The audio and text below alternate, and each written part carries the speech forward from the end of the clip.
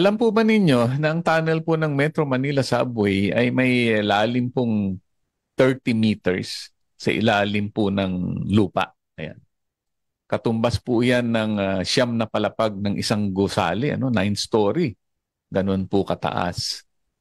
Sa haba po na 33 kilometers, yung buong Metro Manila Subway na itinatayo, ay ito po yung magiging pinakamahabang underground system sa buong Asia pag natapos po ito.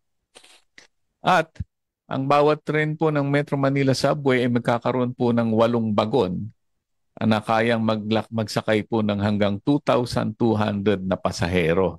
Yan po ating sinasabi. Ang mass transport po, isang biyahe, libo kaagad po ang nahahakot. Diba? So minimal space pero maximum po ang capacity nila. Base po sa plano, sa tinatayong Metro Manila Subway, ang bilis po nito ay aabot po hanggang 80 kilometers per hour. Mas mabilis pa po yan sa takbo natin sa EDSA, di ba? At ang mga tren po, magdadatingan po yan kada 5 minutos. Yan po ang plano po nila. Kapag natapos po sa 2029, ito ang magiging pinakamalalim at pinakamahabang subway sa Southeast Asia. Batay po sa mga naunang plano, dapat ay nagkaroon po ng partial operation noon pang 2021 at full operation sana noong 2022. Hindi po ito natupad at binago po ang target, nilipat po ang partial operation sa noong 2022, at full operation sana sa 2025. Pero noong July po last year, 2023, sinabi po ni DOTR Assistant Secretary Georgette Aquino na wala na ang balak po nilang partial operation sa 2027 at diretso na raw po sila sa full operation sa 2025. Yan pong sabi ni ASEC Georgette Aquino noong July. About 1 month after, noong Agosto, hindi naman 1 month, itong Agosto nito, itong taon na to, sinabi naman po ni DOTR Undersecretary Jeremy Rihino, ito yung bagong appoint USEC for Railways, dati po siyang GM po ng PNR, na ngayon ay Undersecretary na po ng DOTR. Nitong Agosto, sabi po niya, magkakaroon po ng partial operation mula po sa Valenzuela hanggang Ortigas o hanggang sa Sio sa 2028. So, iba na to sa sinabi po ni ASEC Georgette Aquino. At ang full operation naman po ay inaasahan po nila sa 2030 o sa 2031 kapag siniswerte po tayo at wala pong aberyang mararanasan. Itinuturo pong malaking dahilan ng pagbabago itong mga pabago-bagong target po nila at pagkabalan po ng proyekto ay ito pong pagkuha po ng mga right of way sa mga lupa at bahay at properties na daraanan po ng tunnel. Hanggang ngayon po kasi nasa 50% pa lang po ang nakukuhang right of way para po dito sa itinatayong Metro Manila Subway. O di ba tunnel naman ang ginagawa para sa subway? Paano naging problema po ang right of way? Wala namang bahay o lupang masasagasaan sa ilalim ng lupa, di ba? Yan po ang inyong naitatanong. Ang paliwanag po ni Yusek Regino, mayroon po tayong batas na right of way na umiiral. At sa batas po na ito, binibigyan po ng karapatan ang mga may-ari ng properties hanggang 50 meters na lalim sa ilalim ng lupa. Ibig sabihin po, hanggang 50 metro sa ilalim ng lupa ay pag-aari po nila. Laki ng implication po yan. Bakit po? Ang average na lalim po ng Metro Manila Subway, gaya ng binanggit natin, ang average po ay 15 hanggang 20 meters lamang. Kaya, batay po sa right of way law, pasok pa po sa pag-aari ng mga landowners yung dadaanan po ng Metro Manila Subway. Kaya, kailangan pumayag po ang landowner bago makagawa ng tunnel. Siyempre, kasama po dyan sa kanilang pagpayag yung usapan po ng magkano. Kahit walang gigibain po na bahay o struktura, kailangan pa rin po silang bayaran. Yan po ang ibig sabihin po yan. Yan ang mainit na issue Mainit ang issue na yan. Pagdating po ng paglalagay ng tunnel, kapag ang nasa ibabaw po ay mga exclusive subdivision. Napakahirap pong usapan, lalo na may pera pong involved po yan. At siyempre, ang mga may-ari po na nasa exclusive subdivision, ay hindi naman po sila, anong tawag dito, nagmamadaling makuha po ang pera. Di ba? So kaya medyo tumatagal at nahihirapan po ang pag-negotiate po ng right of way pagdating na po ng mga lupa sa ilalim po ng mga exclusive subdivision. Una po nilang nasagupa ito dito sa bandang Quezon City. Bukod pa po sa usapang presyo, itong mga landowners dito, lalo itong mga exclusive subdivision, meron po silang mga pag-aalangan dahil first time po natin maglagay ng subway sa Pilipinas, di ba? So meron po silang mga konting pag-aalangan o agam-agam tungkol po sa pagkakaroon po ng subway sa ilalim po ng kanilang lupain. Ang Land Bank of the Philippines, o simpleng land bank po tawag natin, ay gumawa po sila ng appraisal kung magkano po ang magiging halaga po ng mga properties na binabanggit po natin, itong mga madadaanan po. At iti-take over po yan ang property kapag naiabot na po sa may-ari yung at least 20% po ng halaga. Pwede pong questionin ang appraisal po ng land bank. Halimbawa po yung may-ari ay hindi pumapayag sa appraisal, ano? Pero kailangan po nilang patunayan sa korte, nasa korte na po usapan ito, kailangan po nilang patunayan kung bakit hindi yun ang dapat na presyo at meron po silang katibayan na ibang presyo. At samantalang umuusad po yung korte na yan, ay kukuha ang usapan po sa korte, ano?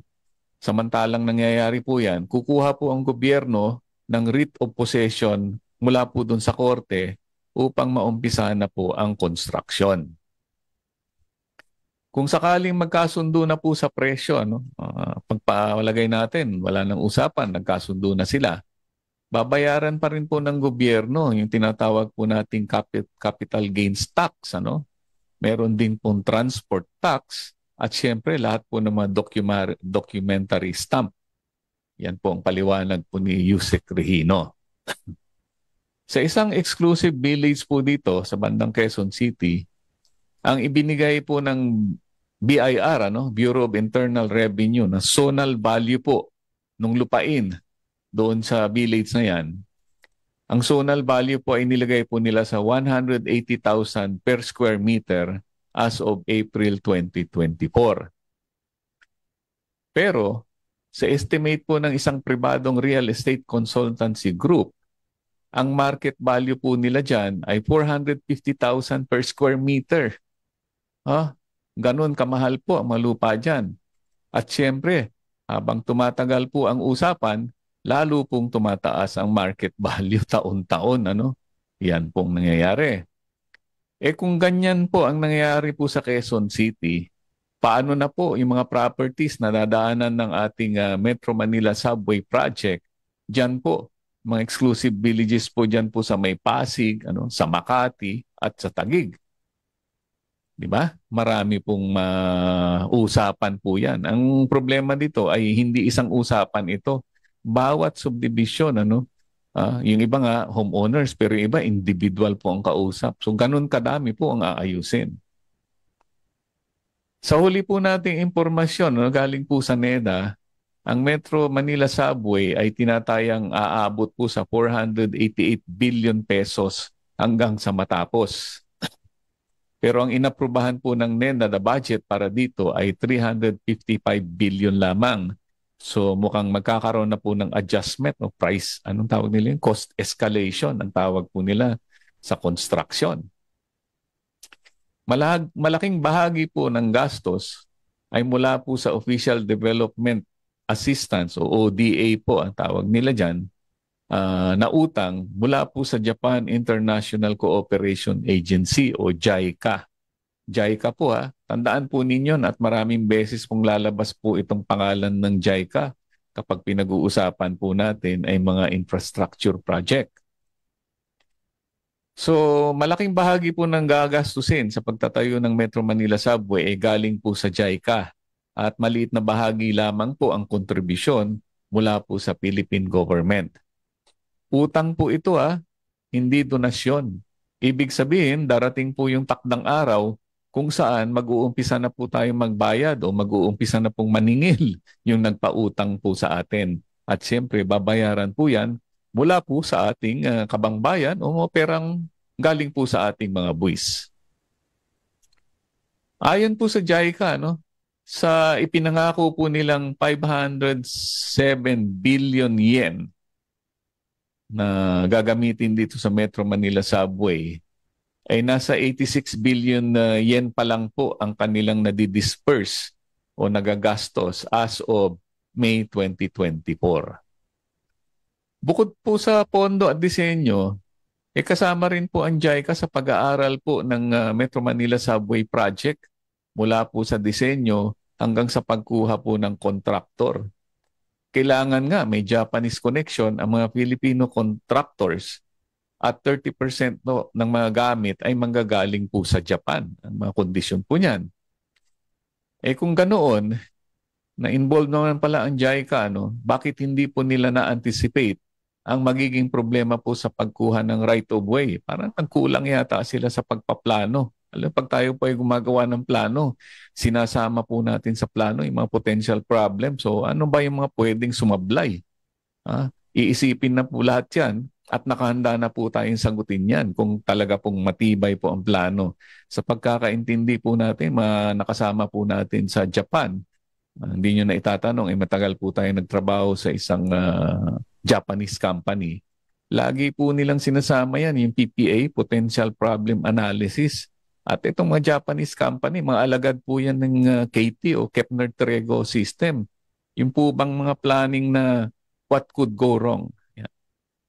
Kaya dapat po magpaliwanag po rin si Keisuke Fukui-san. Siya po ang JICA Senior Representative for Growth dito po sa Pilipinas. Kung bakit masyadong delayed po ang Metro Manila Subway Project.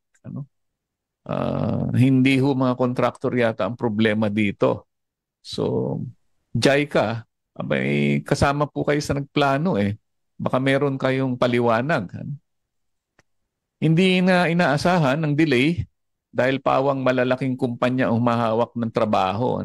Malalaki po ang contractor nito So, hindi ho talaga expected na delay. Kilalang mga kumpanya po ito at sa kanilang mga ibang project hindi naman po sumasablay po yan. Halimbawa po, itong Contract Package 101, ang may hawak po niyan ay ang EEI Corporation po ng Yuchenko Group of Companies. Yuchenko Group of Companies po sila. At sila po nang gagawa ng 4 na istasyon sa Valenzuela, Quirino Highway, Tandang Sora at sa North Avenue. Kasama rin po yung pagtatayo po ng depo sa Valenzuela at yung Philippine Railway Institute Building.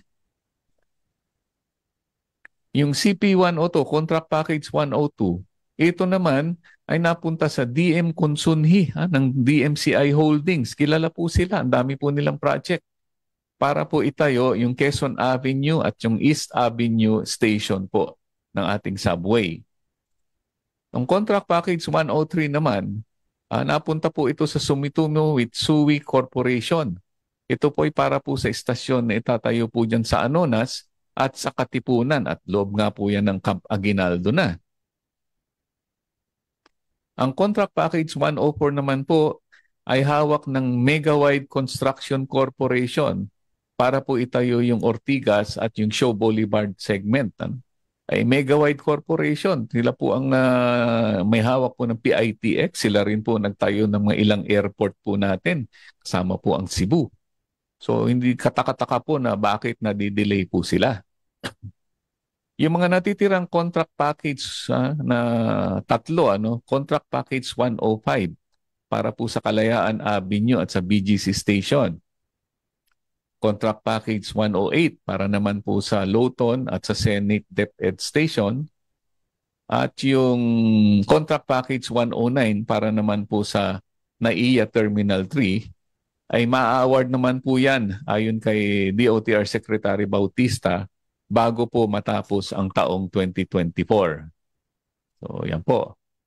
Sabi ni Fukuisan ng JICA, sigurado pong lalaki ang gasto sa pagtatayo ng Metro Manila Subway dahil po sa right of way issue at yung pong mga delay na yan habang tumatakbo po ang mga metro po ng consultant at mga kontraktor dahil hindi naman po nila kasalanan takbo po ang metro niyan. Ito yung dating target po nila na full operation sa 2022, naging 2025, na naging 2029 at ngayon nga ay sinasabing 2030 o 2031 na. Ay sigurado pong maniningil po itong mga malalaking kontratista po ito ng danyos dahil po sa mga delay na yan. Dahil sila po naman po tuloy-tuloy po ang paggastos po nila. Aasahan po natin, babalikan po tayo niyan.